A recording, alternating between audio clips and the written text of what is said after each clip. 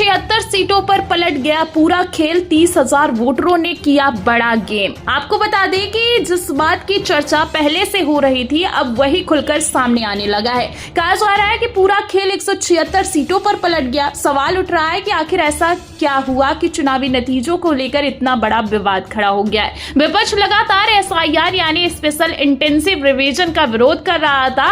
आरोप है कि इसी प्रक्रिया के जरिए वोटर लिस्ट में छेड़छाड़ की गई, कहीं नाम काटे गए तो कहीं नाम जोड़े गए। दावा तो यहाँ तक किया जा रहा है कि हर सीट पर करीब 3,000 वोटर हटाए गए हैं। अब अगर इस आंकड़े को 176 सीटों से जोड़कर देखा जाए तो तस्वीर काफी बड़ी नजर आती है। इसी के साथ एक और बड़ा दावा सामने आया है। कहा गया है कि भाजपा को TMC से 32 लाख से ज्यादा वोट मिले हैं। अगर ये आंकड़े सही माने जाए तो सवाल उठता है कि क्या ये जीत पूरी तरह निष्पक्ष थी या इसके पीछे कोई बड़ा खेल हुआ है। पहले चरण और दूसरे चरण की वोटिंग के दौरान भी कई तरह के आरोप लगे, लेकिन असली विवाद तब बढ़ा जब काउंटिंग के समय भी गड़बड़ी की बातें सामने आई। कुछ मीडिया रिपोर्ट्स में यहाँ तक कहा गया है कि जीत हार का फैसला पहले ही तय हो चुका था। इसी बीच एक और बहस ने जोर पकड़ लिया है। विधायकों और सांसदों की धार्मिक पहचान को लेकर एक वरिष्ठ पत्रकार ने आंकड़े साझा किए हैं कि असम, बंगाल और केरल में कांग्रेस और उसकी सहयोगी पार्टियों के कई विधायक मुस्लिम समुदाय से हैं। इसके बाद सोशल मीडिया पर जबरदस्त प्रतिक्रिया देखने को मिली है।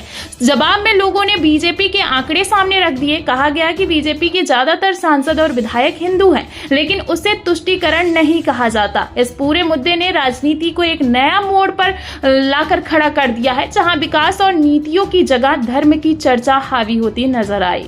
इसी दौरान एक और वीडियो वायरल हुआ जिसमें फ्लाइट के अंदर जय श्री राम के नारे लगाए जा रहे हैं। जीत की खुशी जाहिर करना अलग बात है, लेकिन सार्वजनिक जगह पर धार्मिक नारे लगाना कितना सही है, इस पर भी बहस छिड़ गई है। अब बात करें जमीनी हालात की तो पश्चिम बंगाल में स्थिति काफी तनावपूर्ण बताई जा रही है। संदेश खाली में सुरक्षा बलों और पुलिस पर हमला हुआ है, जिसमें कई जवान घायल हो गए हैं। कोलकाता के न्यू मार्केट इलाके में TMC के दफ्तर को बुलडोजर से गिराने की खबर सामने आई।